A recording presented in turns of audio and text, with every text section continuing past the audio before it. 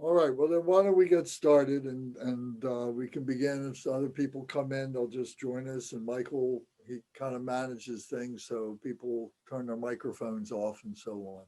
So if you have anything to say, like I said, don't hesitate to start.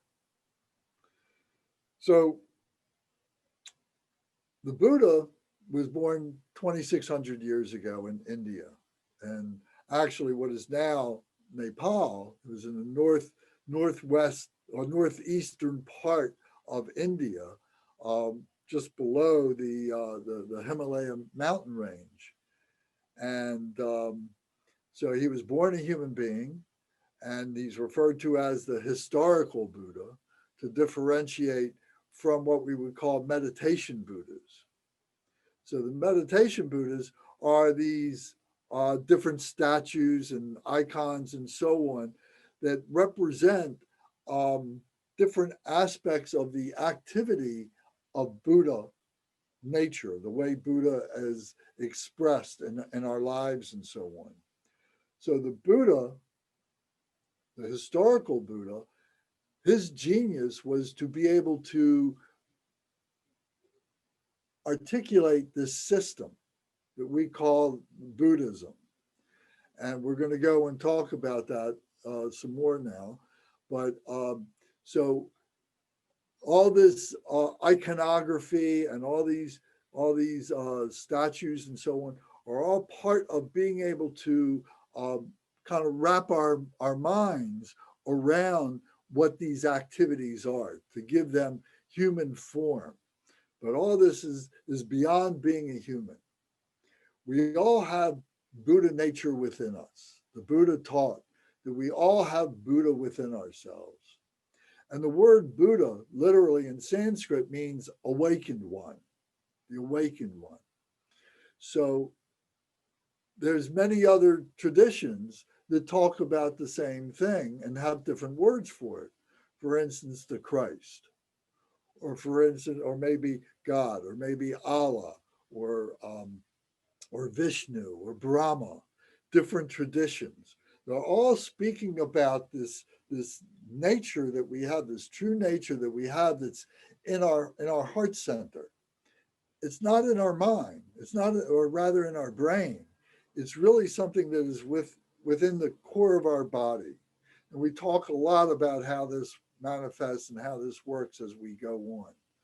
But the Buddha taught that we all have this, and it's a matter of recognizing it. It's a matter of realizing it. It's a matter of waking up from this sleep that we're going through and waking up and realizing that we are all part of this nature.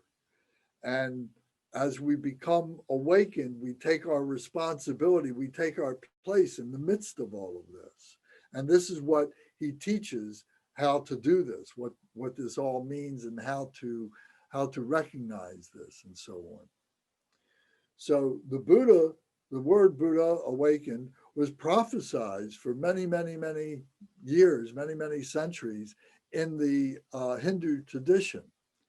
And in India, the Buddhism, the Buddha came out of that Hindu tradition. So many of the cultural things and many of the techniques that are used, that are carried over into the practice of Buddhism, came from the Hindu. So it's in the same way that Christianity came out of Judaism.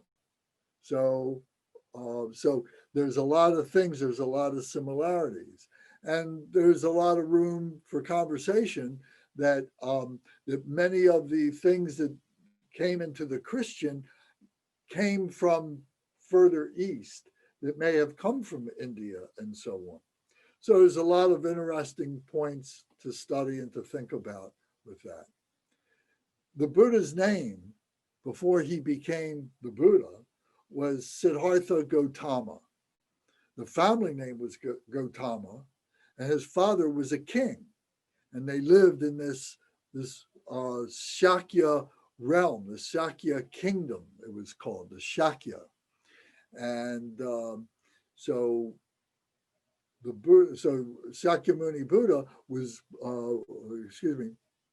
So Siddhartha Gautama was born in the midst of this kingdom. So we're going to go into a little bit more story about that. I'm just trying to give a context of how this works. So when he became enlightened, he was recognized as being the Buddha because the Buddha had been prophesized in the Hindu tradition, saying that there would be this being who would come that would bring us enlightenment, that would bring us awakening from our confusion and our suffering and so on. So much in the same way that in Judaism, they talk about a Messiah coming, and then whether or not you accept, Jesus Christ as that Messiah, the Christ is speaking to that pure nature. So Jesus, the man, you may or may not, agree with or understand, but the same thing with the Buddha. The Buddha came and brought these teachings and articulated this method that he used to attain enlightenment. So some of this goes back into a mythology. So like a mythology, there's stories that have been, embellished over the many, many years and so on. But it's good to be able to look at it from the information that we have. And you can say, oh, well, maybe this was, being interpreted, as this particular circumstance, and it was interpreted this way, and it sounds, mystical, it sounds magical and so on. But, we need to be able to understand what the story is, the way it's being presented, and then we can look at it with our 21st century minds and look at it in a practical sense as well. So we shouldn't take it that all these things are absolutely true, like some of the mystical things I'm saying. So the story starts off that the Buddha, or rather that his mother, the queen, had a dream. And in her dream, this white elephant came to her in this dream that had 6 tusks. So it was very special white elephant, very mystical, very, with this great words, this prophecy that this elephant was bringing to her, that she was going to become pregnant and that she was going to have this child who was going to be a great being. But this elephant said that it wasn't necessarily going to be a great king, but it could be. But it also might be a great leader of men in a spiritual direction. So the queen kept this to herself. She didn't say anything to the king or to anybody else, but she kept this to herself. But shortly thereafter, she did indeed become pregnant by the king. And she, everybody was wonderful, was waiting, for her to have this child. It was to be the first child of the king and queen in this kingdom in northern India. And finally, it came time for her to go to her family. In those days, 2,600 years ago or so in India, it was commonplace for the woman having giving birth would go back to her home, to her original home with her family. And so that the women there would help the pregnant woman give birth to the baby.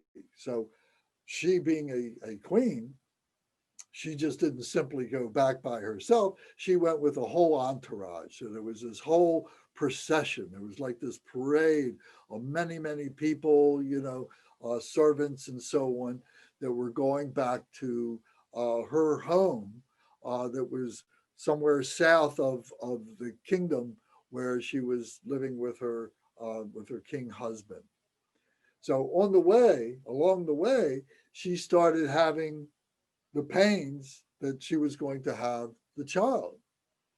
So they stopped in this little grove called Lumbini in northern India, which is now in Nepal. And it was the custom that the woman would go to a tree. There was this particular tree that was a small tree, and the branches were kind of low, and it wasn't difficult for the woman to go and hold on to the branches and then kind of squat down a little bit. And the handmaidens, the women that were there to help her, would help her to birth the child. So this is what was happening and so on. So the child was coming in Lumbini. They didn't quite make it all the way to the Queen's home. So she was having trouble having the birth because in the story they say that there was a cut that was made in her side between her ribs, and that the Buddha, the baby, the infant, was born from this cut. So in our modern minds, we can say, oh, well, maybe she was having trouble and they were doing their version of a cesarean section or something. So we don't know what the truth is, but this story has continued on like that.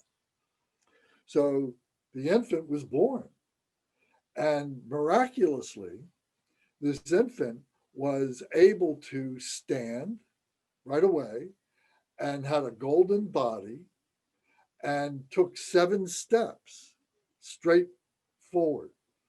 And he raised his right hand and he proclaimed himself to be the Buddha. He proclaimed himself to be the awakened one who was going to bring awareness to all the people. And he said, everyone will follow me. And he took these 7 steps as this newborn infant. And with each step, flowers came, just spontaneously popped up beneath his feet. And after he made those 7 steps, then, he was swept up by the handmaidens that were there to help and so on. And they took him to this little pond that was right there near the tree. And they washed him and they washed her and they rested there for a while. So this was the birth of Siddhartha Gautama. So it's not known, at least I don't know. I'm not a great scholar. I have limited understanding of these things, but whether they continued back to her home or they went right back to the kingdom, to the palace, I don't know exactly. But what did happen was that the mother passed away after 7 days. And so, was this because of the incision? Was this because of the childbirth? In those days, the mortality of the mother giving birth was very, very high. So, so that was terrible. And but of course, the child was going to be cared for by all the relatives that were in the palace and the attendants that were in the palace and so on like that. But the mother, her name was Mahadevi, she passes away. So they finally get back to the palace, and the king was thrilled to have this boy child, and obviously he must have been very sorrowful that his wife had passed away and so on. But nevertheless, they had a festival where people came to see the infant and so on. And as 2,600 years ago they would do, they wanted to have some kind of a divination. They would want to have a divine reading of who this child was. And the king, of course, had access to the great,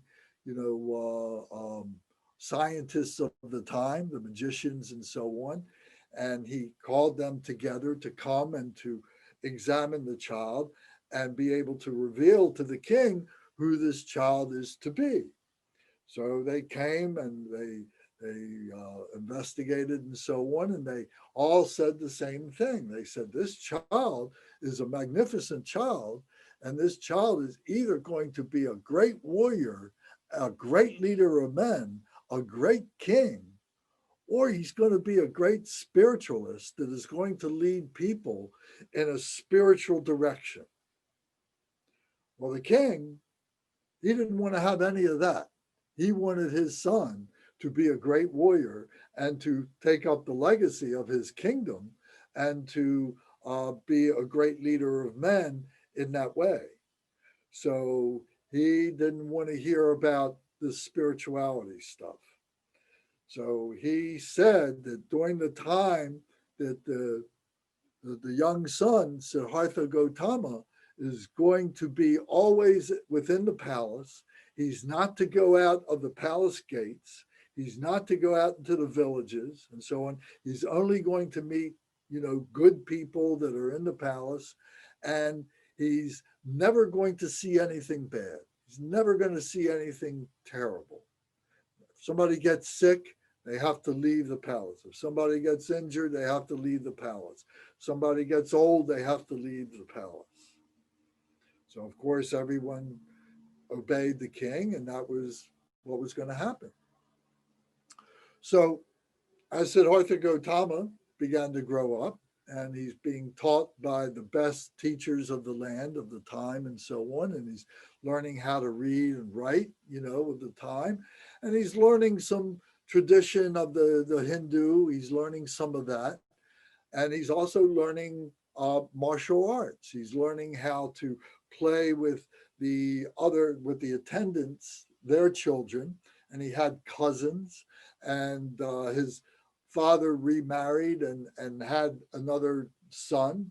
And so he's in the palace, with all these children, and they're playing their games and doing their things and learning and so on. So he was a great student. He was a great um, um, martial artist. He was able to defend himself. He learned how to play and to subdue his cousins and his friends and so on like that. He was very successful at that. And as he got older, he got better and better and stronger and stronger. And of course, this was very important to the king because a king needed to be a great warrior to be able to go out and defend the kingdom, to be able to defend the people, the villages, and so on. So he needed to be a strong leader. So the king was very pleased that Siddhartha Gautama was doing so well with this.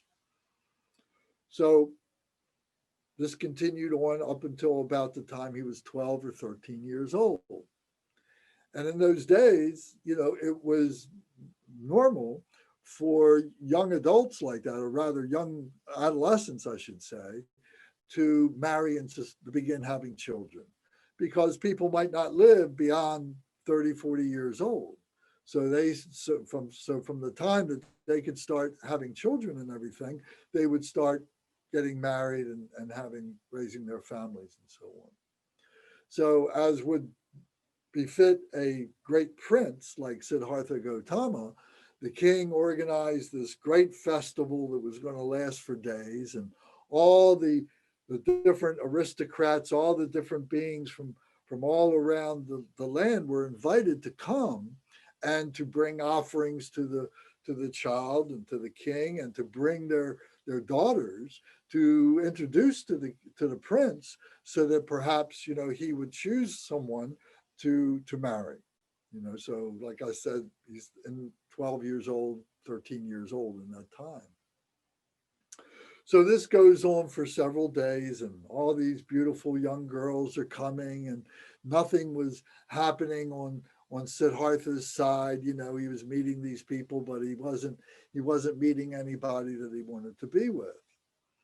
But on the last day, this far off, minor royalty person came and brought his daughter from far away and came to the festival, and right away, Siddhartha Gautama met this young girl. Her name was Yasodhara, and they immediately had an affinity for each other.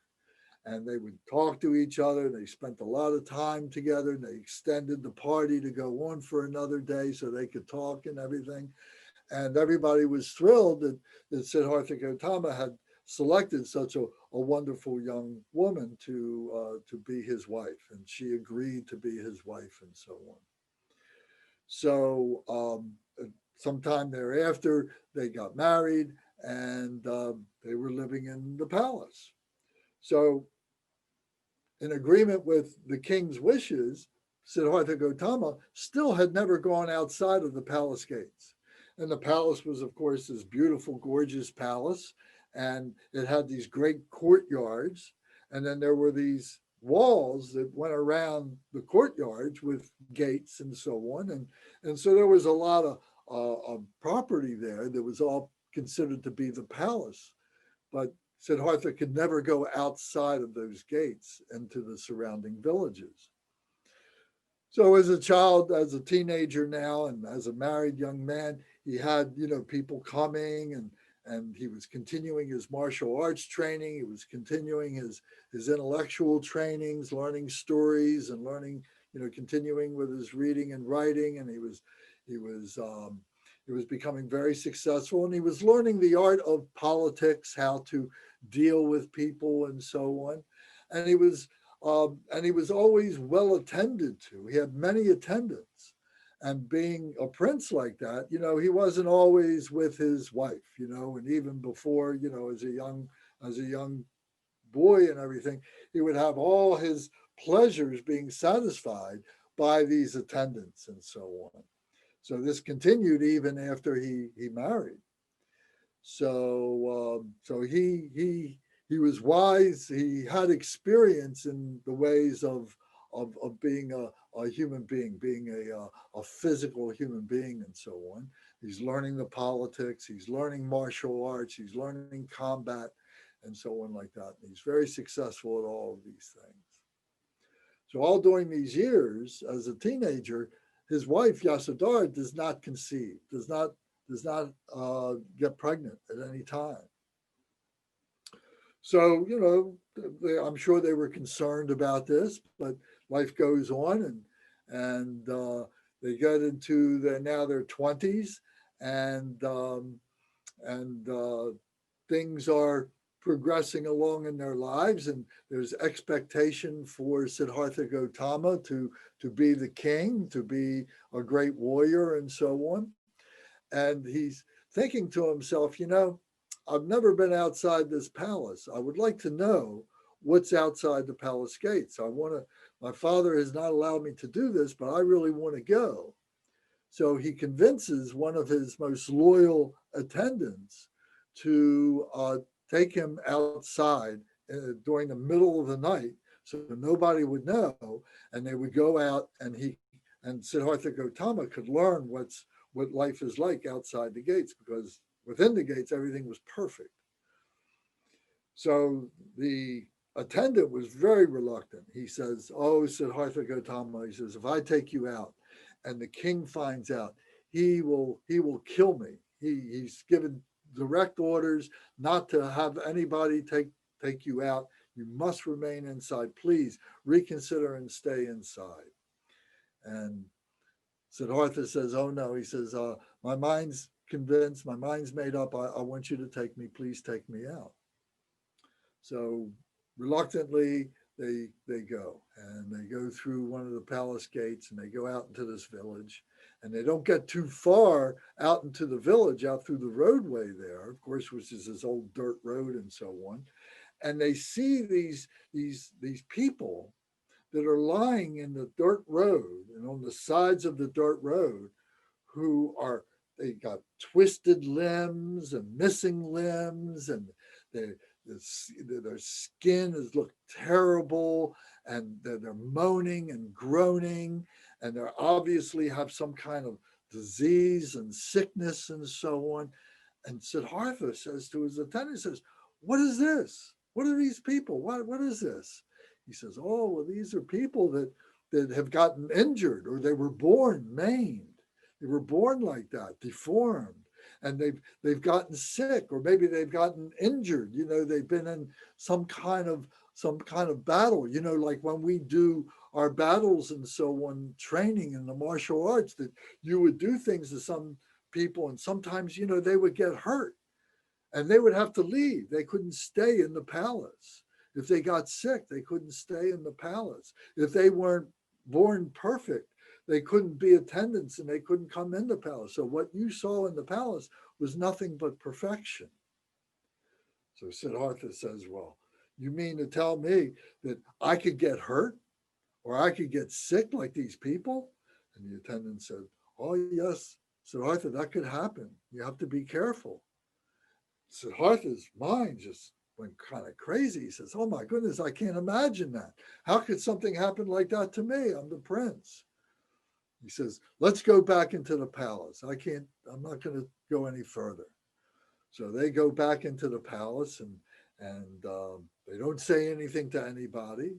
And for some period of time, Siddhartha Gautama continues on and he's doing his martial arts and his teachings and stuff that he has done before. But he's thinking about what he's seen and wondering, well, what else is out there?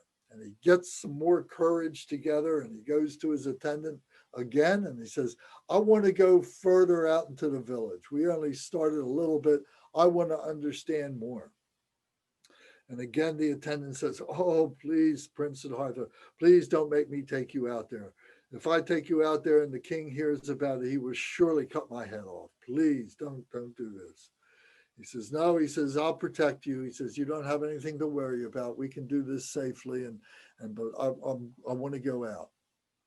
So that night they go back out in the middle of the night and they go out through the gate and they go past these people that, are still there because they're trying to get morsels of food and so on that the people from the palace bring out and they give to these people and so on. So the people that are closest to the walls of the gates, might get these morsels of food and so on. So that's why they hang out like that. So they go all through the village and it's in the middle of the night, so there's no one out, but they get to the far side of the village. And there they find these huts that are out there, and he sees these people that are out there that are all kind of hunched over and are walking with sticks, walking with canes. And they all have gray hair, if they have any hair at all. And they all have saggy skin, and their skin is not looking healthy. It's just kind of hanging, and they're like talking to themselves. And they seem feeble and not well and so on. And Siddhartha says to his attendant, he says, well, who are these people? He says, they look very different than anything I've ever seen in the palace. And they don't look like those sick people. They look worse than those sick people. The attendant says, he says, Prince Siddhartha, these are the old people. He says, these are people that have spent their whole lives working in the palace or working the fields, growing the food and taking care of the animals and making the things that we need, the clothing and everything. He says, and now these people have gotten old and they don't see so good anymore. Their hair has turned colors. Their skin is not tight anymore. And they can't walk very well. They have to use these sticks and so. Siddhartha says, you mean I could become old? What does that mean? He says, well, as we have a lifetime. When you were a young boy and then you became a teenager and now you're a young man and then you get older like your father and your mother and your aunties and all the people in the palace and everything. And then this is what happens. He says, well, I've never seen this in the palace. He says, that's right. He says, the king says, when you get old like that, you must leave. So everything must be perfect in the palace. So Siddhartha again was blown away by this. And he says, oh my goodness, I can't stand this. He says, let's go back into the palace. So they go back in and again, they don't say anything to anybody. And again, Siddhartha carries on with his practices and his teachings and his martial arts and so on. And he's getting ever so good. And his father's so proud of him and his wife is so proud of him. But after a period of time, Siddhartha says, you know what? He says, I really want to go out further. I want to go past this village and I want to see more things out there. I want to go out into the daytime and see some things. So he goes back to his attendant and says, this time I really want to go out far and see what's going on. And the attendant says, oh, no, please. I know, the king is going to rip open my chest and pull out my heart. This is be terrible if the king knew I was doing this. He says, don't worry. He says, I'll protect you. So they go out again in the middle of the night, and they go out through the village. They go past the old people, and they go all the way out. And now it's getting to be sunlight. The sun is beginning to come out, and they're coming to the foothills of the mountains. And they look out in the distance, and weaving their way up along the foothills of the mountains is this procession of people. And in the middle of the procession, they're holding, these people are holding what appears to be a body, a human body. It's like on a stretcher, it's like on a mat.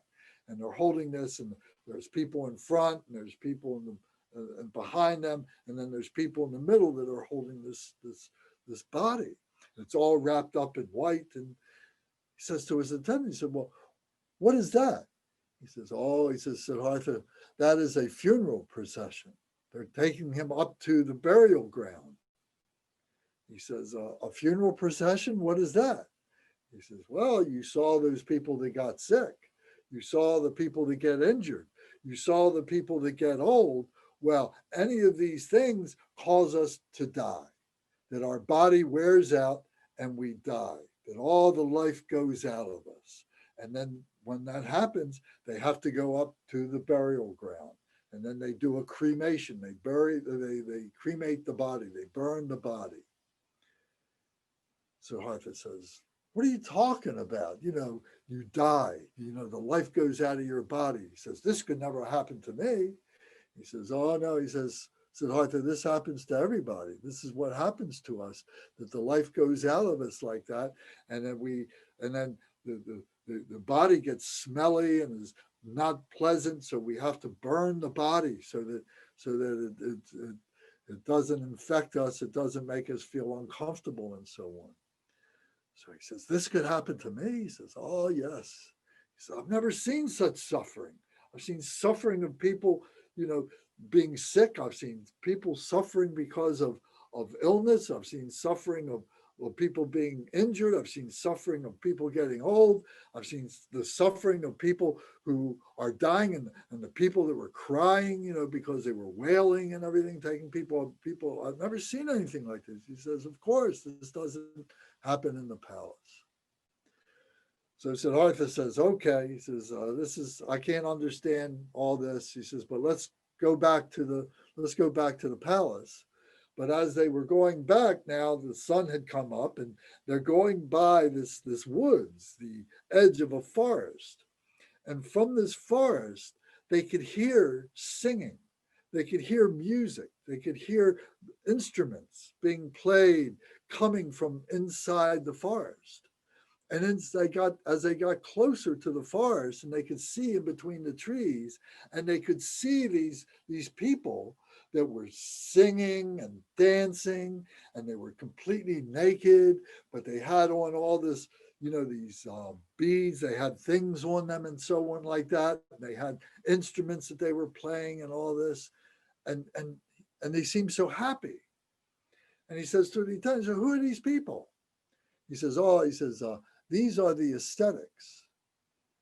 He says, these are people that have given up all their attachment to life, whatever their families were, whatever their homes were, whatever their clothing was, whatever their jobs were, whatever they were doing in the community, they've given all that up to find the meaning of life among the ascetics, the religious people that live inside of the woods, inside of the forest. He says, that's amazing. He says, they seem so happy and so and these other people were so suffering so much. He says, but I don't know what to make of all this. Let's go back into the palace. So they go back into the palace, and they were able to get in where nobody could see them. And, they were very happy that that they were back and doing things. Well, shortly after that, Siddhartha's wife becomes pregnant. And everybody is thrilled that they're now going to have a child that is going to be an heir to the throne. Hopefully it's going to be a boy. You know, they want to have a boy so bad, and so on. And Siddhartha continues on, you know, with his duties as the prince and so on. But he's always thinking about what he saw. And especially now he's thinking about these ascetics that are in the forest. He's thinking to myself, gee, those people really seem happy. And here in the palace, everything is nice, but there's this tension that goes on, you know, there's this intrigue that goes on. And you know, people talking behind people's backs and so on. He says, that really seemed very interesting to me. So, they're there for quite a while. And finally, his wife gives birth to a boy. His name is Rahula. And he's a perfect child and everything. And everybody is so happy and thrilled. And Siddhartha is thinking to himself, you know, he says, I really want to know what's out in that woods. I really want to understand the meaning of life, how all this suffering can happen.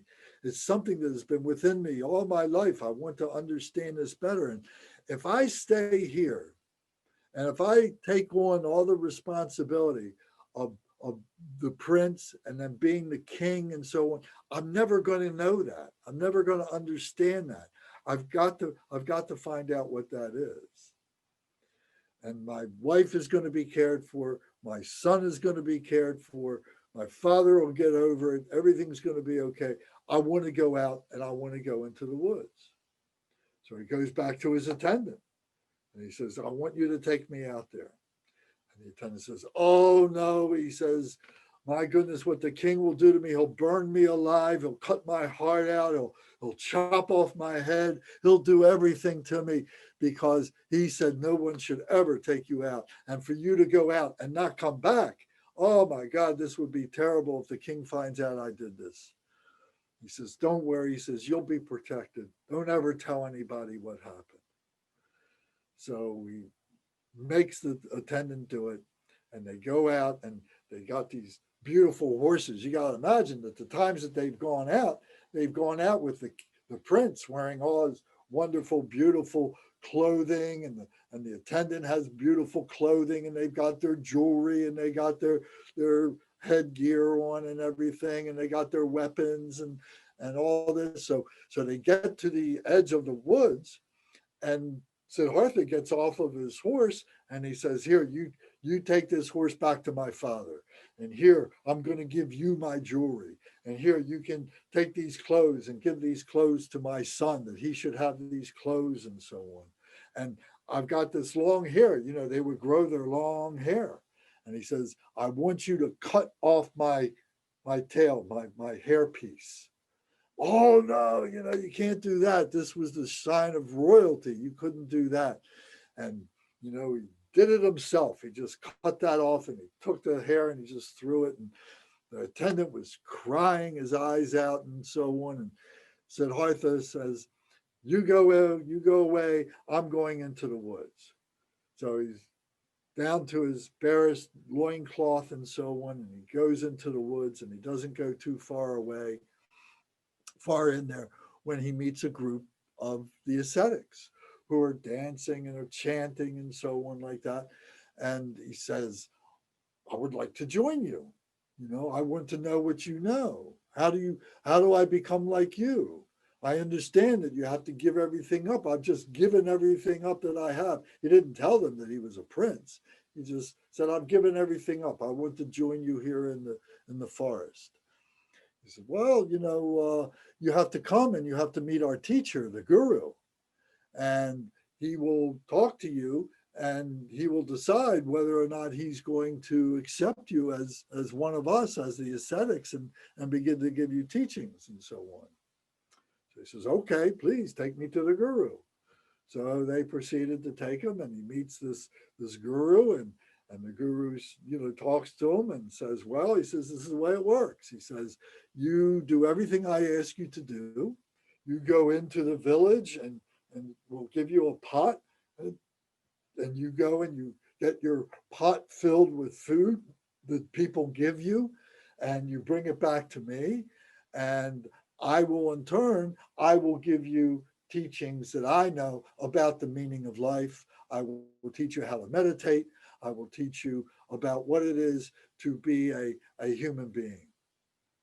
So Siddhartha says, okay, I'll do that. That sounds fine, you know. So for this time, he's with these people and so on, and he's learning all these things. He's learning how to meditate. He's going and doing the things that the guru asked, and but he's not learning anything about this suffering. He didn't understand about suffering. He didn't understand about, you know, why these things would happen, why this suffering would happen, why would suffering happen to them, but yet he was a prince. He didn't tell them that, but he had this beautiful life that he left behind. Why would this happen like that? And the guru was not answering that. So after a while, you know, he tired of that, and he said, well, I knew that there were other groups that were further deeper into the forest, that other teachers, other gurus.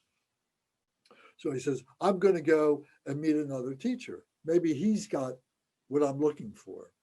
So he leaves by himself and he goes deeper into the forest, and he meets another group, and they take him to their guru, and same type of an arrangement. But this guru says, oh, I have greater wisdom. I can teach you greater things than you learned from that last guru and everything.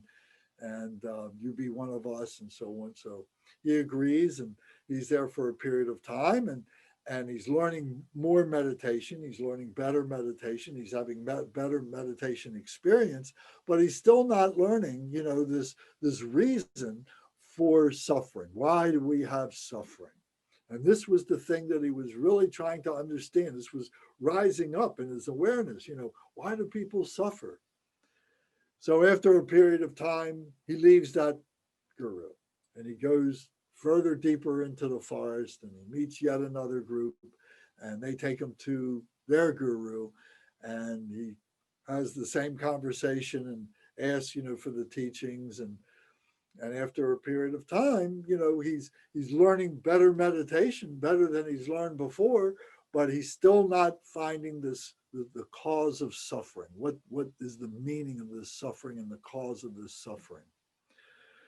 So he decides that what he wants to do, he's going to go off by himself, because what they're learning is asceticism, that they give everything up, and that they want to give up their bodies.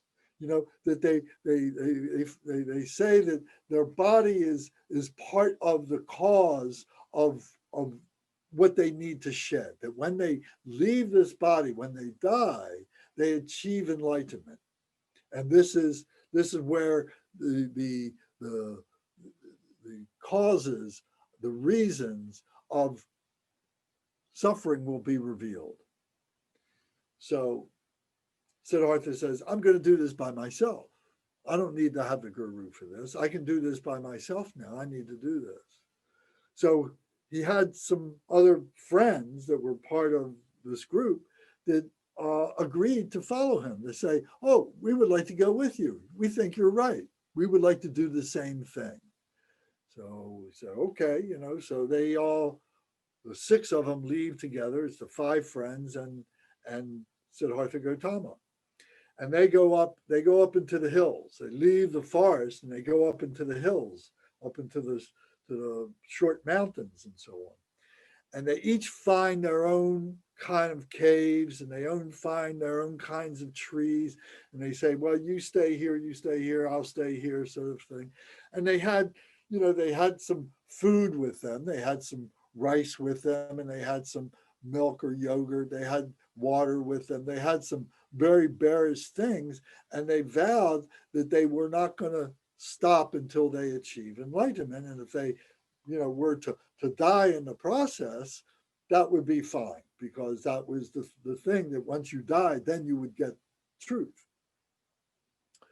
So now for a long time, for years, they go up, and Siddhartha is there, and he kind of goes from a cave, then he goes to a tree, sits underneath a tree for a time and so on. And they start off eating a bowl of rice, a week. And then they get down to eating, a handful of rice a week. And they get down to eating a grain of rice a week and having small bits of water or milk or whatever like that. And they're getting skinny, like skin and bones. And it's called the starving Buddha. You may have seen pictures of the starving Buddha, that he just becomes skin and bones. And they spend 6 years like this. And his mind, his intellect is fading. His body is fading. He loses his strength. He can't think anymore. He can't concentrate. He can't meditate anymore because he can't think properly. And he's just kind of fading, wasting away. And he says to himself, this is not working. This is not what it should be.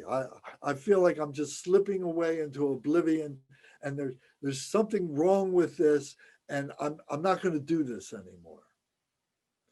He says, I don't know what I'm going to do, but I'm leaving. So he begins to walk out and go down the foothills, and he's walking down, and he walks past his friends who see him, and they all come to him and say, Siddhartha, what are you doing? He says, I can't stay here anymore. He says, this is not working. We're getting so weak. We can't think properly. We can't meditate properly. I can barely walk. I can't sit up properly for a long period of time. This is not healthy. This is not good. It's not working. He says, we've been led astray. He says, I don't know what I'm going to do, but I'm leaving. I'm going down to the valley. So they said, oh no, he says, Siddhartha, we're so close to dying. We're so close to finding the truth. You should stay with us. The truth will be revealed. He says, no, I don't believe it. So he leaves by himself, says, you guys stay here. I'm going down to the valley. So he goes down into the valley, and the valley, you got to understand, northern India, this is a place where for months at a time, it doesn't rain. It's very arid and so on. But they have, during the summertime, they have the monsoon season, and it doesn't stop raining for like 2 months. And all this water just comes together in these rivers, that dry up during the other time. So he's crossing one of these riverbeds. And I've been there. I went to India, and I know exactly where this is. And I've been there. And it's very flat and so on. And he's walking across this, and he meets this goat herder girl, a young girl who has a couple of goats with her, and she has a basket with her, and she, there's villages all around, so she's going from one place to another, and she meets Siddhartha. And she says, you look terrible. You must be one of those yogis that's up in the hills up there. We know about you. We hear about you, that there are these beings up there, who are starving themselves to death and so on. And you've come down. He says, let me feed you. Let me give you something to eat. So he accepts that she gives him some goat milk, and she has some yogurt, and she has some rice with her and so on. And she gives him something to eat. And he was so grateful. He felt better and so on. And then she leaves him, and he's making his way, across this riverbed and comes to, this kind of small woods, and he's resting. And so the girl goes into the village, and she's telling everybody, oh, I met one of the yogis. He came down and I gave him food. And they said, oh, this is so wonderful. This is wonderful. What great blessings this is. And the village people start going and meeting Siddhartha and offering him food, that he should get strong and healthy and so on, that he's come down, and maybe he would be giving them teachings, because he was this yogi. So after a period of time, he starts getting stronger. So there are these shrines that are all around this riverbed, that are the shrines for where these people, these like families, would bring food to Siddhartha Gautama. And like I said, I've been there and saw how they did this and everything. And it's really magnificent. So after a little while, he starts getting back to normal. You know, he starts putting a little bit of weight on, his skin gets better, he starts feeling stronger, and he's able to walk more and take care of himself and so on.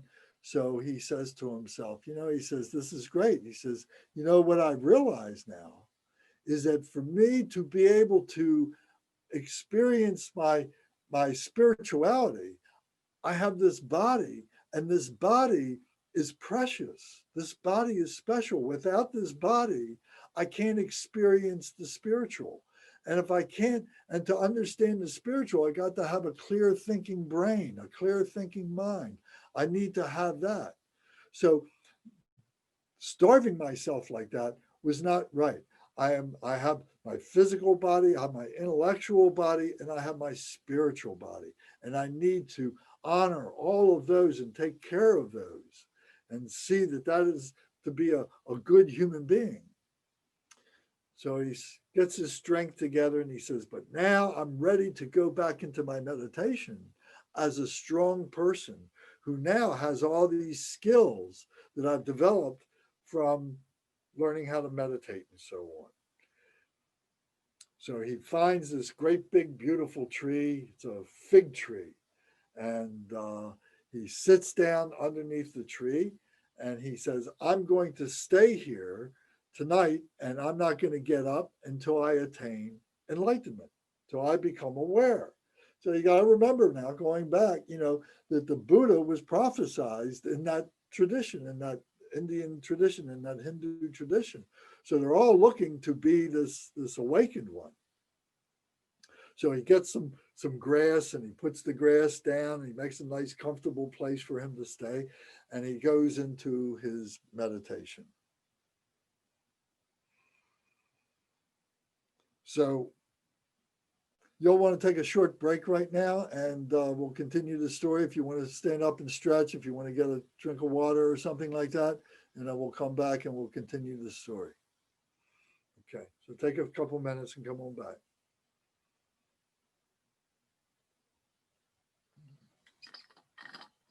Lance, did you see my my chat entry there?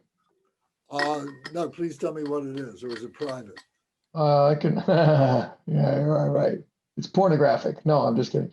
I can attach the 12 Deeds of Buddha document whenever, good. Whenever you want. If you want it attached now. Yeah, go ahead and put it up. That's good. That's fine. I'm glad you thought of it as a link to the Google Docs that we got. Okay.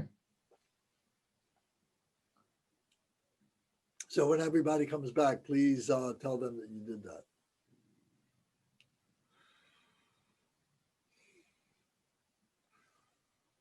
Okay, where'd you go?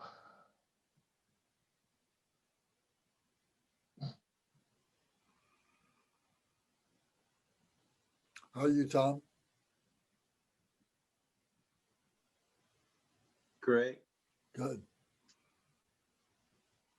Have you been back to the Dharmasarya? Did you get that book?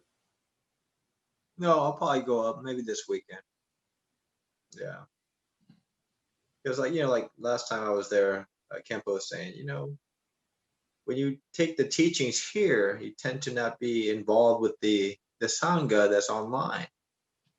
So basically I was like, saying, well, like, okay, I hear you, Okay.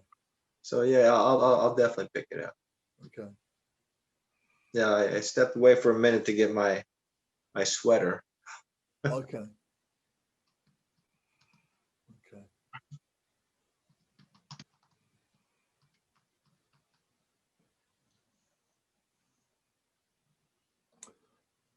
So Rebecca, is this you able to follow this? Is this making some sense to you? Okay, I can't hear you, but I imagine that you're saying yes.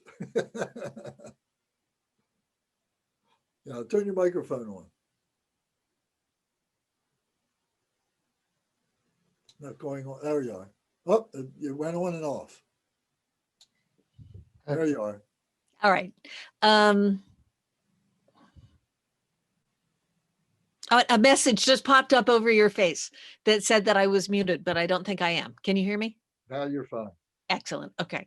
Yeah, I'm familiar with the story to some degree, though I've never heard it told in this much detail. And with spirit behind it, right? I've read it as a academic exercise Right, in the past. right. Very good. Yeah. Okay. Any questions or anything? No, I'm good. Okay. Thank good. you. Okay. Is Michael back? Right Yeah. now, Michael's just a blank screen. Okay. Where did Bonnie disappear? I'm trying to wake up my camera. Okay, Okay. I'll All use right, well, Bonnie will be back in a moment, I hope. Oh, yeah. So- She's checking on the printer. Okay. So, You're Michael, a- please explain in the chat, Michael put something up. Oh, Hmm. chat. You're an Okay. excellent storyteller, Lance. Thank you. You really get things going there.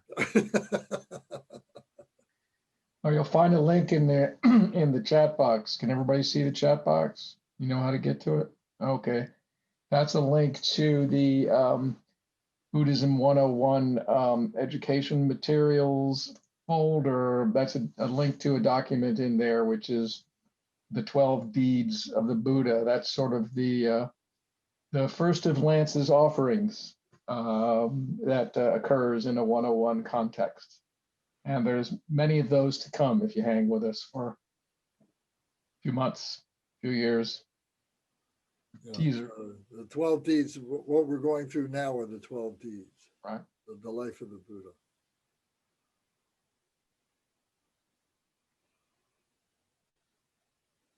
All right, we're just waiting for Bonnie.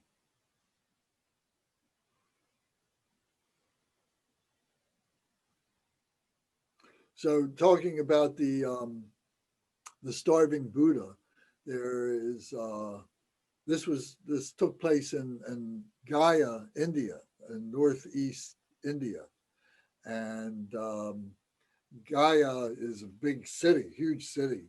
Millions and millions of people live there, and Bodh Gaya is the village where Bodh means enlightenment, where this took place, all took place, and so on. And there's this cave up in the hills where the Buddha was, or you know, whether it was actually him or it was others who came after him. But there's this huge statue, it's bigger than life size, of the starving Buddha, all like in gold, and he's just skin and bones. And so you may have seen illustrations, pictures, photographs of that statue. It's a famous statue called the Starving Buddha. Okay, so Siddhartha now is sitting beneath the tree, and he goes into his meditation, and he's very comfortable, and he goes into a samadhi. And the samadhi is a deep meditation. Samadhi, the Sanskrit word. He goes into a samadhi, and all of a sudden, this demon comes up in front of him. And this demon is huge, and this demon has this great power about him, and these gorgeous robes, and this wonderful voice, this commanding voice. And he says to Siddhartha, he says, "What are you sitting here for? Why are you doing this? Why are you wasting your time? Don't you know that you are a great leader? You are a prince. You are to be the king. You can be the great leader of so many people of this kingdom, and you can encourage many more people to come into your kingdom, and you can bring money in. You can do so many things. You can protect so many people, and you can be a great, great, great master of people. Why are you sitting here? Just follow me, and I will show you how you can be this great king." Siddhartha thinks about this and he says, when I was in the palace and I was learning all about politics, I was learning all about how kings and princes and all these aristocrats all connive with each other and work with each other and try and influence each other and the deceit and the things that they do and so on. He says, oh no, he says, I know what that is. He says, that just promotes suffering and promotes confusion in people's minds and delusion and so on, that they have such power and everything. He says, no, I'm not interested in that. He says, you get behind me. I'm not going to do that. And bam, the demon disappears. So Arthur says, oh, okay, I'm going back into my meditation. So he goes back into his samadhi and he goes now deeper than he was before. And he's sitting there very patiently, very quietly, very serenely and blissful in his great meditation, when all of a sudden another demon comes up. And this demon is fierce. This demon is powerful. This demon has lightning coming out of his fingertips. He's got fire coming out of his eyes and his nostrils, and fire coming out of his ears. And power is radiating. He's vibrating. And Siddhartha can feel the vibrations and everything. And the demon says to him, Siddhartha, why are you sitting here? Why are you wasting your time? He says, you are the greatest warrior. You can be so magnificent. You can have all the lands all around the kingdom. You can be all yours by just your power alone. He says, why are you sitting here doing this, wasting your time like this? Just follow me, and I will show you how to be such a great warrior and how you can have so many people be your subjects. Siddhartha thinks to himself, he says, when I was a kid and I was back in the palace and I was learning the martial arts and I had my cousins and I had the attendants' children and we're doing all these things. And there were times when I hurt them. There were times when I subdued them and broke bones and so on and made them very uncomfortable. And who knows, maybe I killed somebody. I don't even know, because they were taken away from me. I don't even know. He says, no, that was creating great suffering. I'm not interested in that. That's not what I want. No, I want to find the cause of this, and that would be the cause of more trouble. No, no, no. He says, you follow me. And the demon disappears. Siddhartha is peaceful and serene again. Says, okay. Goes back into his meditation and now goes deeper into a samadhi, deeper than he's ever been before. And he's sitting there very serenely, very beautifully. And then all of a sudden, another demon rises up in front of him. And this demon was actually 4 female bodies, gorgeous, voluptuous, amazing deities that come to him and say, oh, Siddhartha, why are you sitting here like this? You could be with us.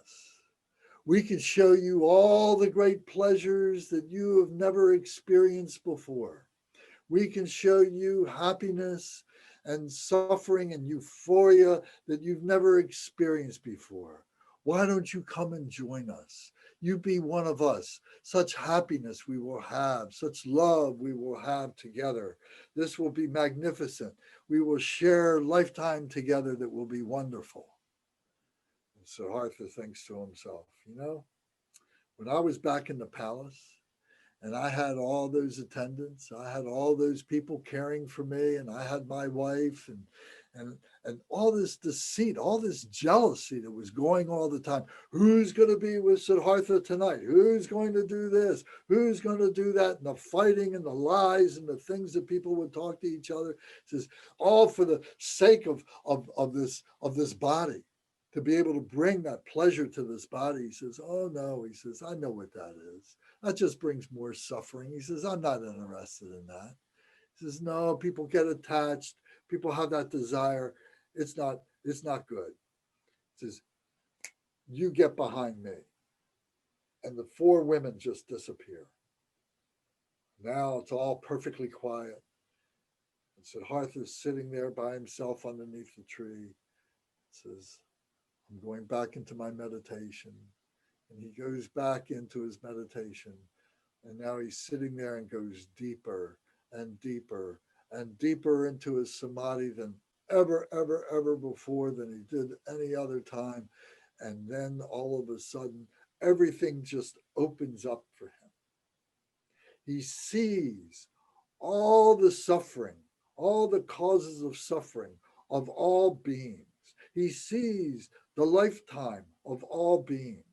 He sees his lifetime, all the different lifetimes that all these beings have had. He sees all the animals.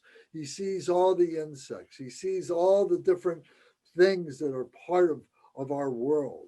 And he sees how all these things work with each other. And he sees the causes of all this, and he sees the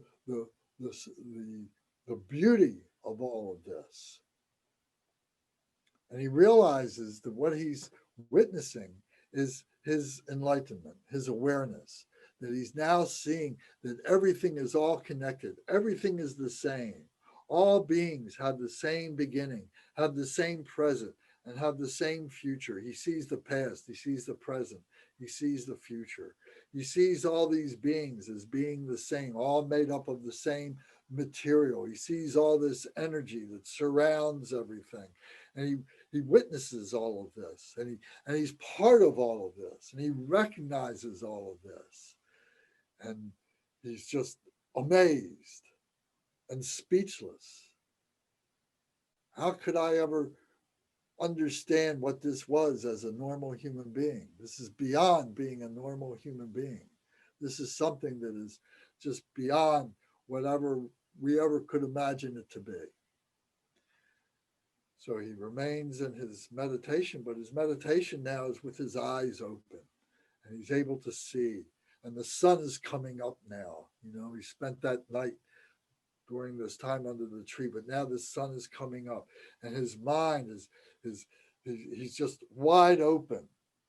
He's just completely liberated from any suffering, any causes of suffering. He's just liberated into loving kindness and compassion and understanding and joy and sameness. And he recognizes all of this.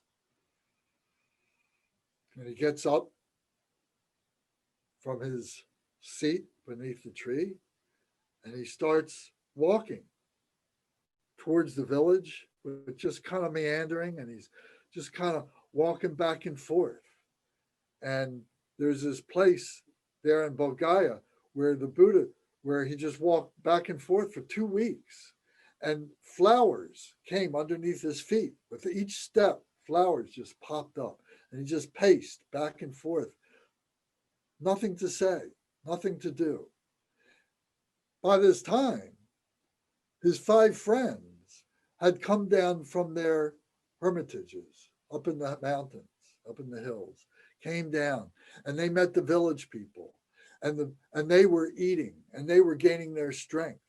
And they came and they saw Siddhartha Gautama now walking like this, and they said, Siddhartha, look at you.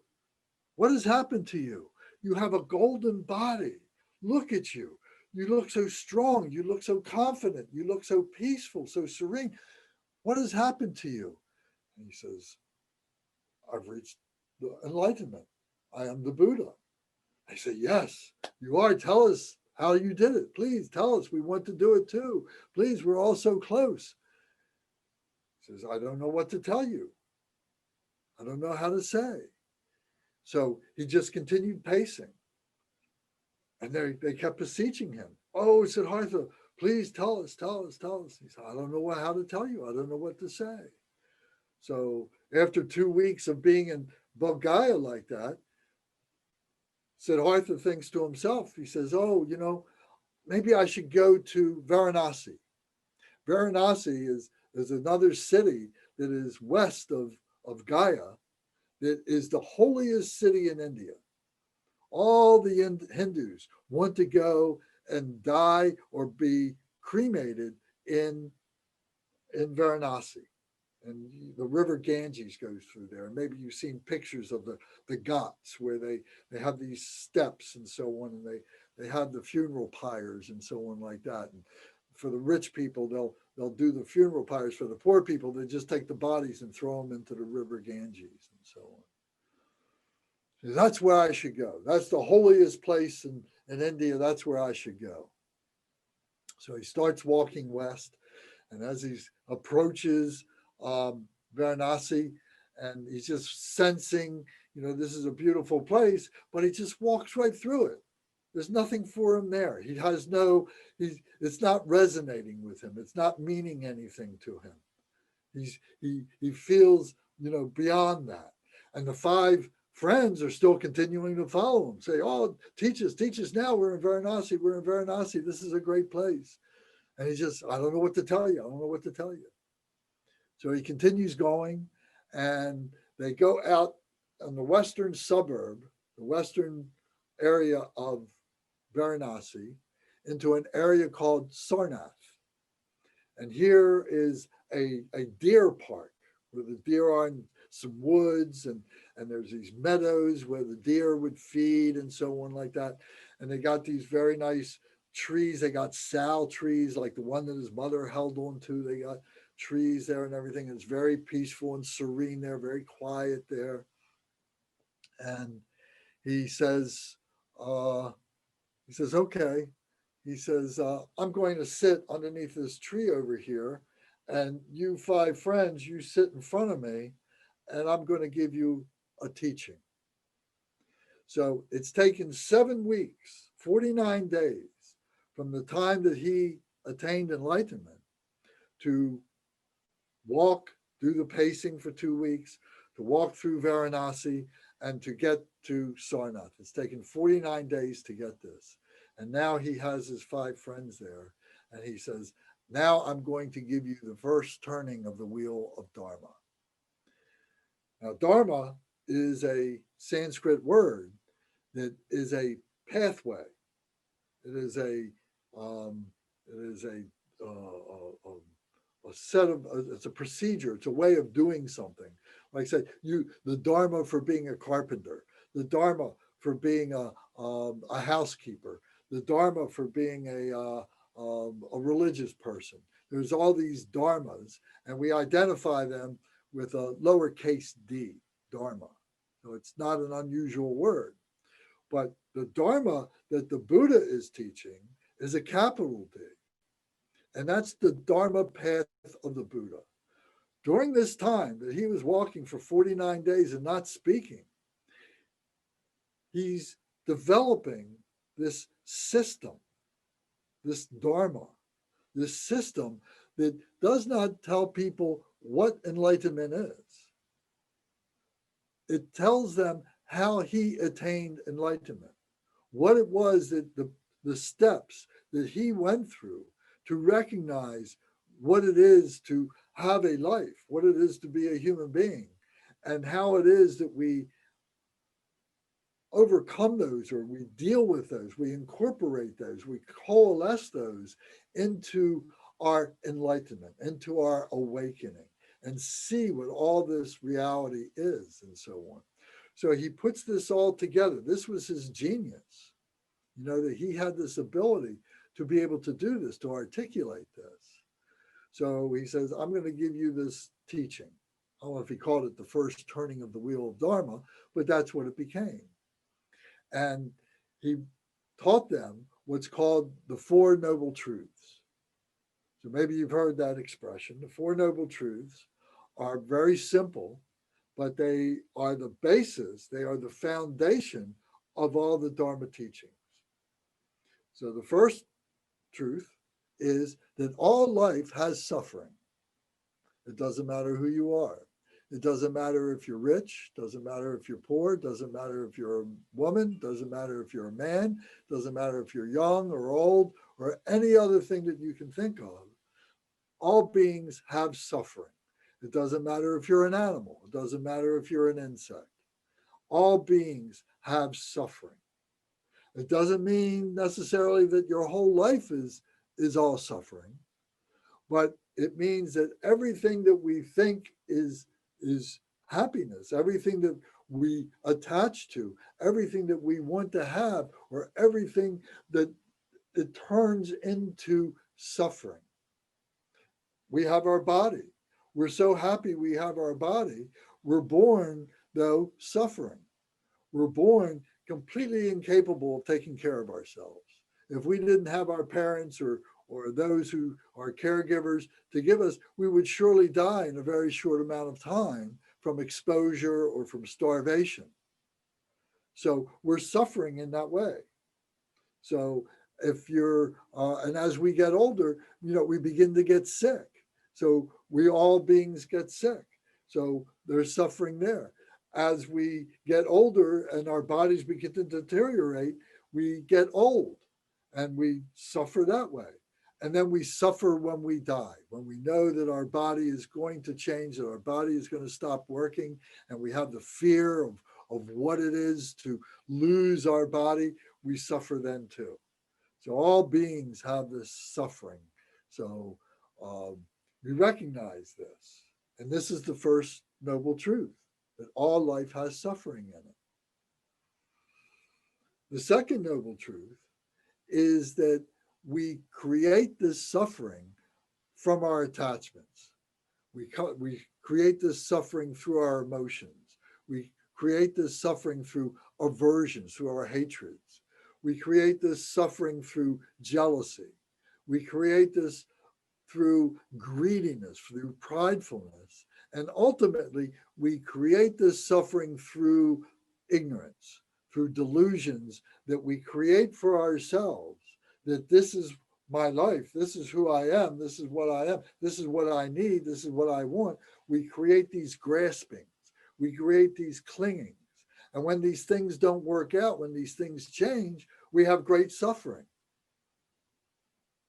So we're caught in this churning of life, of causing our lives, causing these things that are happy for a short time, but then become suffering. So that's the second great truth, the second noble truth, that we cause the suffering ourselves through our desire for being born, our desire for life.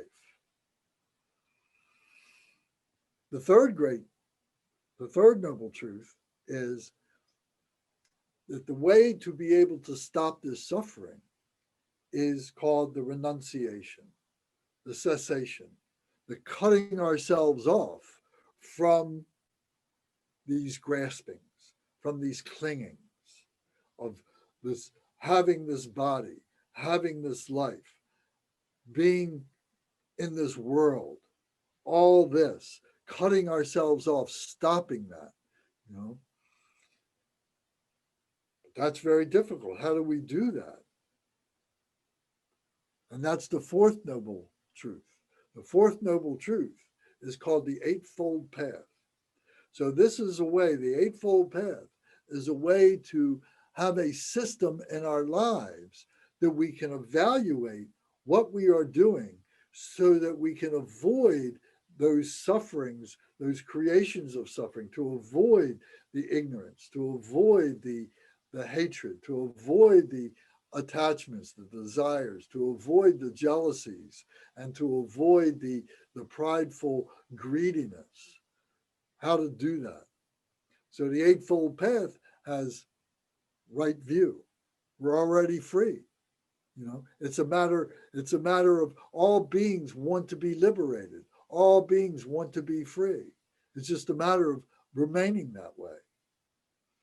All beings want to have, so we call that right view. The next one is right resolve, to conduct ourselves in a way that allows us to remain free during our lives. And this remaining free like this resolve becomes our protection. It's like having a parasol above our heads, above our bodies, that it protects us, this resolve that I'm always, everything I do is to remain free. and not to bring suffering to myself or to bring suffering to other beings. So that's right resolve. The next one, the third one, is right speech. That I always say the truth. If I always say the truth, I never have to remember a lie. I never have to fabricate a story to justify what I may not know, to justify my ego. Instead of saying, oh, I don't know, let me weave this story for you and I'll tell you why this is so and so on like that, and how important I am, and things like that. So to have the right speech is to always speak the truth. And if you don't know the truth, then say, I don't know. That's a very powerful thing. Most people don't want to do that. How many people conduct our whole lives as a lie? They weave these stories and then they begin to believe their lies. They begin to lead a life that is a lie. So maybe we know somebody like that, or maybe we've done that ourselves. So the third is to have the right speech. The fourth is to have the right conduct, the right behavior, that we always act with kindness. We always act with love. We always act with meaningfulness, that we always do things for other people and we do things for ourselves that do not bring us suffering, that do not bring us hurtful, anything that's hurtful in any way. So we behave in a good way. Virtue, we recognize virtue and we live with virtue. So right behavior, right conduct. And the next one is the fifth one is right livelihood, that we recognize that we have to live in a society of people and that we have a place in there and other people have places in there with us. So I may be a good carpenter, and I can be a carpenter in this, but I'm not a very good cook, but somebody else is a good cook. They can be a cook, and somebody else maybe is a doctor, and maybe somebody else is a teacher, and all these different things. We find that in society, we all have there's these different roles that need to be carried out for us to function as a society. We can't be everything, but we can kind of specialize. So we find the right livelihood for ourselves. And that can change over a period of time, over a period of a lifetime. We change. We try different things. Things fit for a while, but then they morph into something else and so on. So we recognize that, to have the right livelihood, to understand that. Then the next one is number 6 is the right effort, to continually be moving forward, to do things that promote happiness for ourselves and for other people, not to cause suffering, not to go backwards, not to cause delusion or ignorance or anything like that, that we're making the right effort to be moving in a forward direction. And sometimes, we can plateau. Sometimes we can kind of go circular and so on. Sometimes we can even back up. But when we fail, can be the greatest teacher of what it was to succeed. So we need to be able to bring that in, and we need to transform the conditions that led us to our failure and to avoid those conditions and to have the right effort to be happy for ourselves and other beings and not bring sadness or suffering to other beings.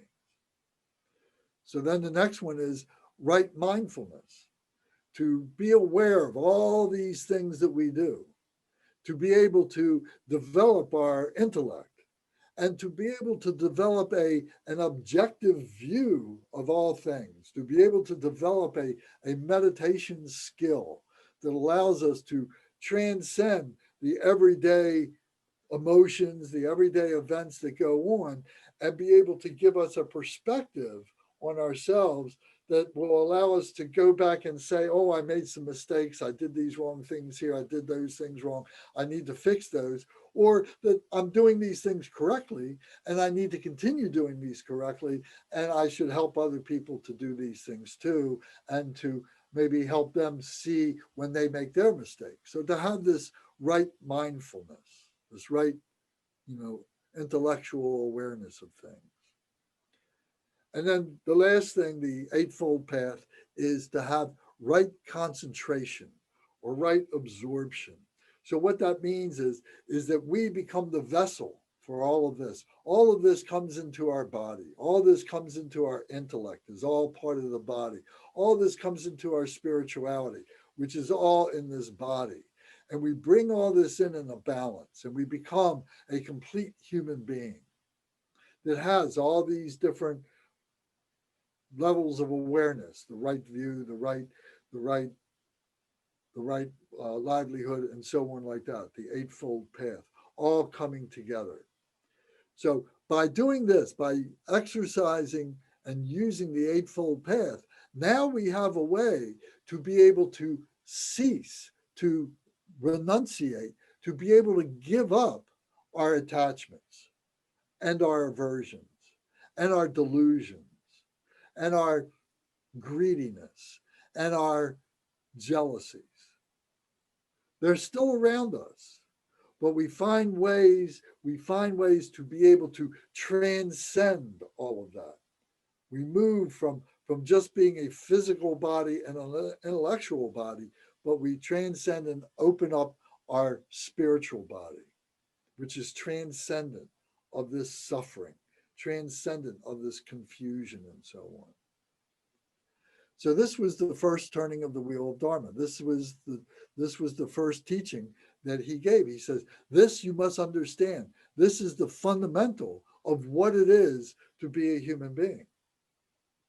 And when you recognize this, you realize that you have a precious human life. There are many human beings who have no awareness of this, have no concept of this. Their lives are filled with toil and misery and so on. But when we have this life to be able to recognize this, we must seize this opportunity and to be able to help ourselves and to help other beings and so on. So this was the first turning of the wheel of Dharma.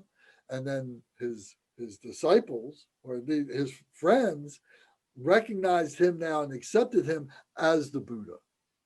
They called him the Buddha. They recognized his golden body.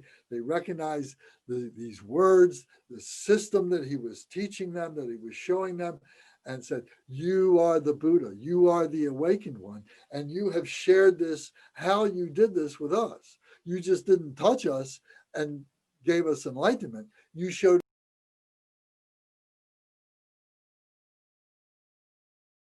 enlightenment. And that's more valuable than anything else. So they were very thankful, and they called him, he went on, at some point, he became Buddha's Sakyamuni. Sakya was the name of the kingdom that his father had, the Sakyas. And Muni means sage. So they respected, they understood that he came from the Sakya clan, from the Sakya family, and he was the sage of the Sakyas.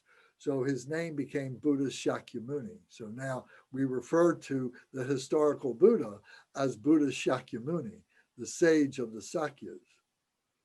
Now the Buddha Shakyamuni, he taught that he was not the only Buddha. We all have Buddha potential within ourselves. We all have that within ourselves, but it's blocked up, that awareness, that understanding.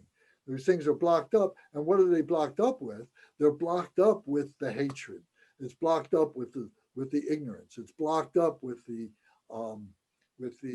aversion, it's blocked up with the desire. It's blocked up with the jealousy. It's blocked up with the pridefulness. And all those 5 things are called the five poisons. And those 5 poisons, and all their different permutations of combination, make up 84,000 emotions. And for the next 50 years, the Buddha traveled around northern India, and he met all these people that would come to him, and they would come to him and say, oh, I've got this, this is what's happening to me. And he was able to teach the antidotes to those 84,000 emotions by revealing to people by getting people to recognize the combination of these 5 poisons.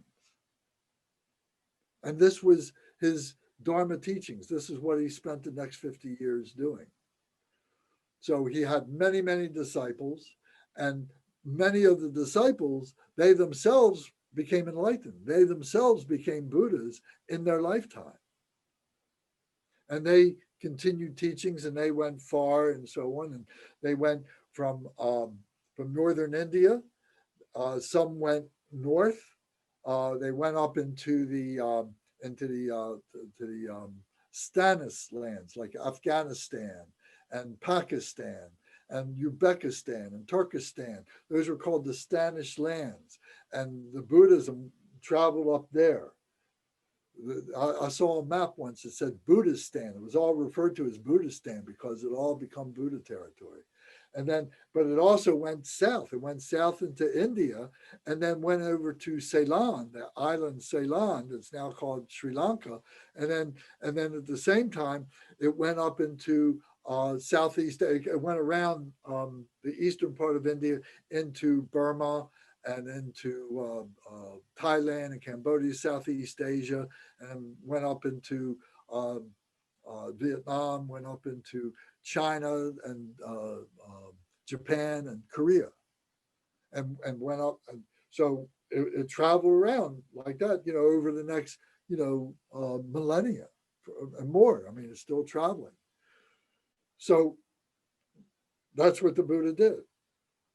He taught like that. He taught the 84, he taught the antidotes to the 84,000 emotions. He taught virtue. He taught non-virtue. He taught the Dharma was full of all this recognition of all the dynamics of what we go through in our lives as being human beings. So when he was about, depending on which book you read, whether he was 80 years old or 82 or 84 years old, he was with a group of disciples, they say 500 disciples, and in a little village called Kusinagar in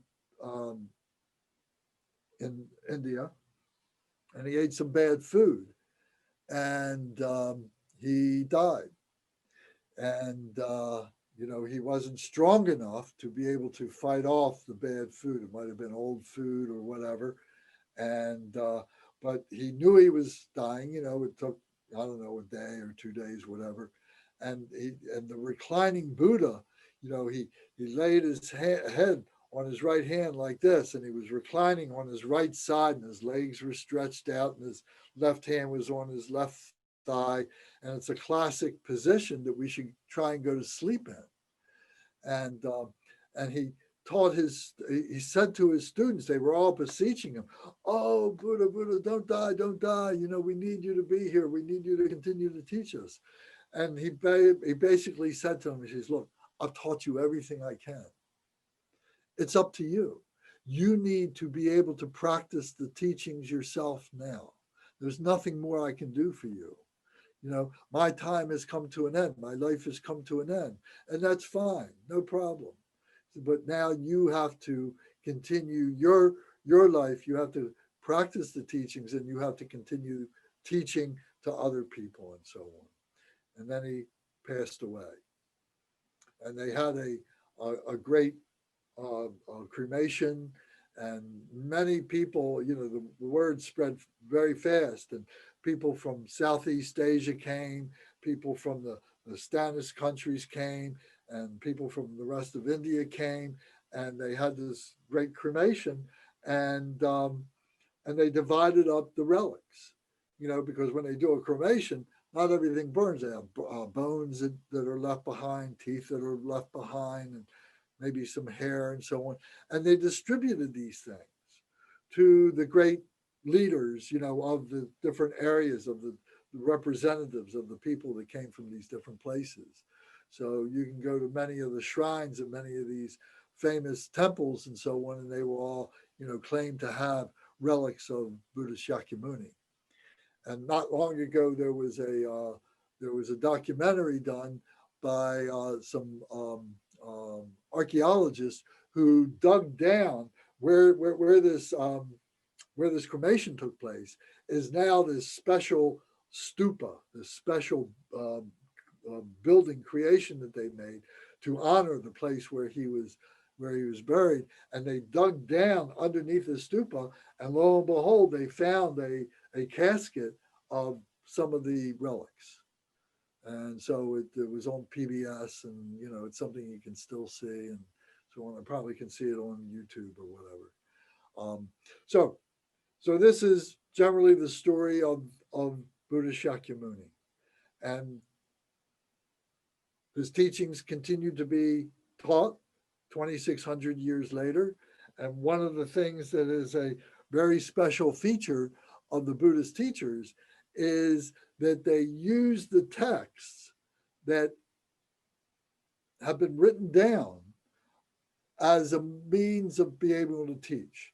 So what they're trying to avoid is contaminating the Dharma teachings with their own personalities, with their own ideas, and so on. They teach from the books first, word for word, and then they may give their commentaries. Then they might, talk about their particular relationship with these situations and so on. But they really, really, really make every effort they can to keep to the scripture. During the time of the Buddha, they taught in Sanskrit. He taught in Sanskrit. It was a spoken language. It wasn't a written language. And it was another couple hundred years before they started writing it down in Pali. I'm not that scholar to be able to give you all these details on what that all means, what Pali is and everything, but Pali came out of India. And so they began to write it down. So the question then becomes, well, what's the validity that this was true for a couple of hundred years before it got written down? And these people many of them were very, very, very intelligent people. And they committed themselves to memorization of word for word what the Buddha taught. And they would argue over, well, this is what he taught. This is what he taught. This is how he said it. This is how he said it. And they would have these councils of, these people coming together, these great leaders coming together and agreeing, oh yes, this, I agree, this is what it is. And that's what got written down and has been carried on and so on. So these sutras are said to be the literal teachings of the Buddha. So much in the way that we say the Gospels are the literal teachings of the Bible and so on. So we have a copy of those and that have been translated into Tibet, and there's a huge project underway of translating all the Pali texts into English. And I don't know how far they've gotten. I'll say maybe they've gotten a quarter of the way through or a third of the way through, but they're working to translate all these into English and into other languages. So it's very special to be able to do that. And from time to time, I will read, sutras that are incredible. There's many teachings that we have that have been composed by, masters that have come. But the teachings of the Buddha is like crystal. It's like looking into crystal. They're so clear. They're so simple. They're so pure. It's magnificent. So it's there for everybody to experience for themselves and see what good it may do for you. So that's the story of the Buddha. If anybody has any questions, please don't hesitate to ask. Yes, Rebecca. So I just feel like that, as the writer, there's a story loop that never got completed here. Did he ever see his wife or son again? Oh, yes. Okay. His son became a monk. Okay. Became a great teacher. His wife, she became, a monastic. I don't know if she stayed a monastic or she went back. His father came He never went to see his father, but his father came to see him. And many of his family, but he had a lot of enemies too. You know, he had a cousin, Devi Datta was his name. His cousin was always very jealous of Siddhartha Gautama as a kid, because Siddhartha Gautama always beat him up and everything, you know, when he was doing and he always, you know, excelled in his teachings. So Devi Datta was always very jealous of him and tried to orchestrate the Buddha being killed. So yeah, so he fought, you know, he had to deal with a lot of adversity. Thank you. Yes. Any other questions, comment? How many sutras are there, Lance? You know? There's 100 volumes. Uh-huh. 100 volumes. I don't know how many sutras. I don't know if that's been enumerated. Maybe I've heard it and I'm missing it right now, but it's 100 volumes. Yeah, I know in the temple up here in Virginia Beach, the monks have like a wall of books. That's right. I don't know how many there are. That's right. Well, you know, if you tune in when you see Khenpo Samdop, who's been teaching on Zoom, and he's sitting in front of those texts. Okay, that's In what's. Dharma Surya, there's 2 walls that are filled with those texts. And are those the big long books? Yes. Oh, And they're all in Tibetan. So wow. once a year, at least once a year, the Tibetan people come and we distribute the books to them, and everybody's reading a different book or a different section of a book all together out loud. And then we, you know, so we're going to take up reading the English, you know, at the same time so that we can all be there. So the idea is that, you know, on certain anniversaries, certain dates and everything, you come and you know, you refresh your connection with the sutras. Yeah. Nice, thank you. So the sutras are from the masters, like the Buddha and just a couple other beings. And then there's these other books called Shastras, which are the commentaries that these great masters who came after, that are commentaries on the sutras that are very, very, very good. So there's this wealth of scripture that is there. And that's another thing about the Buddhism that is so wonderful, that it is so well documented.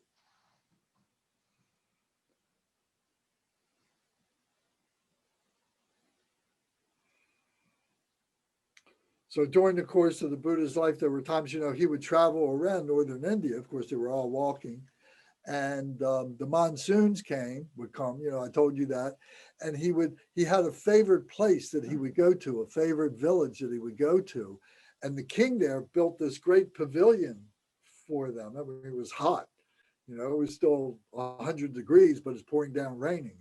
And so he built this pavilion, and the Buddha would teach during the monsoon season.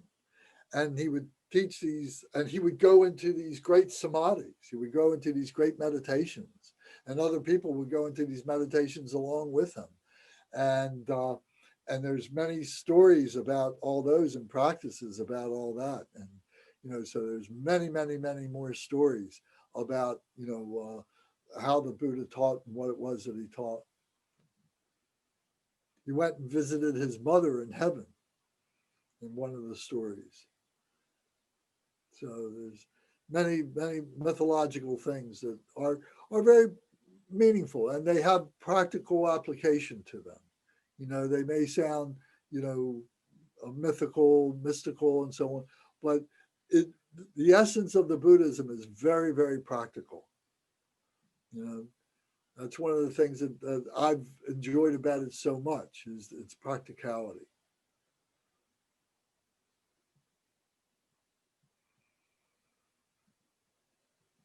So where we continue from here is next week, we will talk more about what it is, what the Buddha taught, elements of the Buddhism, talk about the 5 poisons.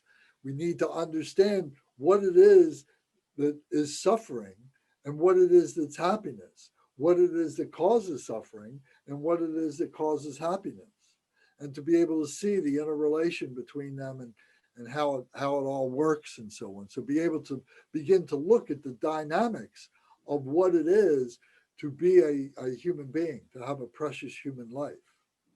So the way that we transcend the suffering, the way that we enlighten ourselves, awaken, is by understanding all this stuff and seeing all this stuff and being able to put it into a perspective that makes common sense. You know, and that's the one thing that everybody always says as they're learning things. Oh, it makes so much sense. It makes so much sense. You know, and it's the Eightfold Path. That Eightfold Path is the core. That the Four Noble Truths is the core of the Buddhist teachings. And just to put another point on that is that there was a second turning of the wheel of Dharma, and there was a third turning of the wheel of Dharma. So we explore those, as we go through Buddhism 101 and so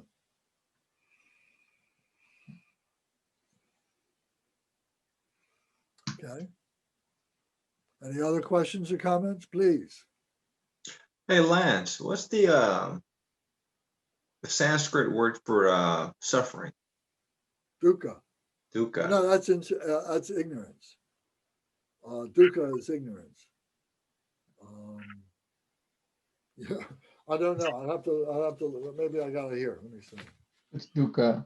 It is dukkha, isn't It is dukkha. Yeah. Okay.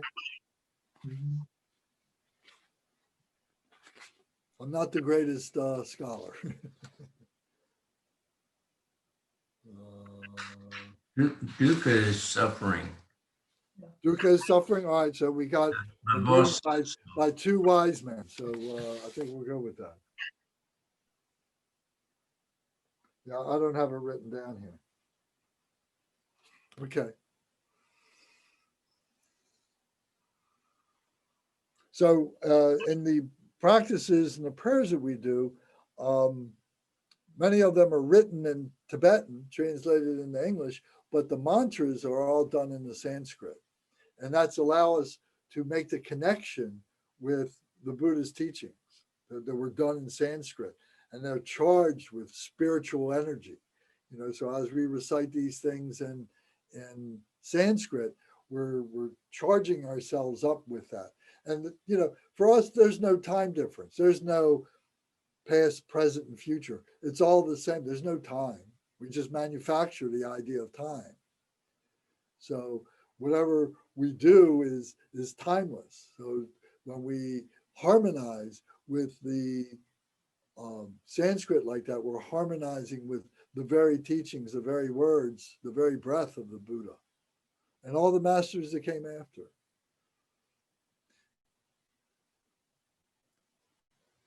And I should say that the Buddhism is a philosophy. I think we've all said that, we've all talked about that. And Rebecca, you and I talked about it on the phone. It's not a religion. A religion is considered to be a relationship of man and God. But the Buddha doesn't profess to be a supreme being. It's not a question of that. It's a question of individual liberation, individual, realization of responsibility, loving kindness, compassion, and joy, and equanimity. So that's the purpose. That's what we're learning to do. That's what we're trying to do. That's what the Dharma is all about.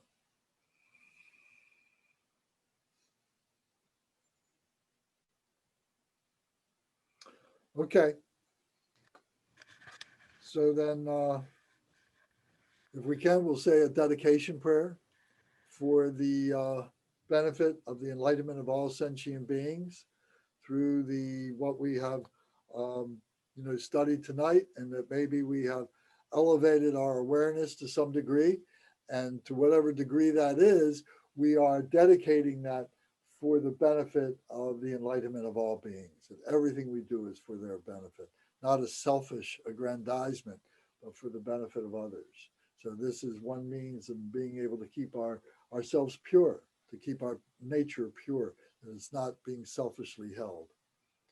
So Rebecca, if you're interested, I can send you a book that we use that has our prayers in there. But for the time being, we'll recite this together. We'll do the short De Korma prayer together. If everybody has their book.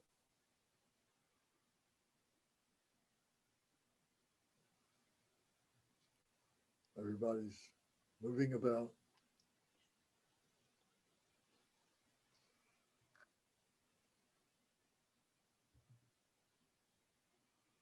Okay, maybe you remember it. By the virtues collected in the three times, by myself and all beings in samsara and nirvana, and by the innate word of virtue, may I and all sentient beings quickly attain unsurpassed, perfect, complete, and precious enlightenment.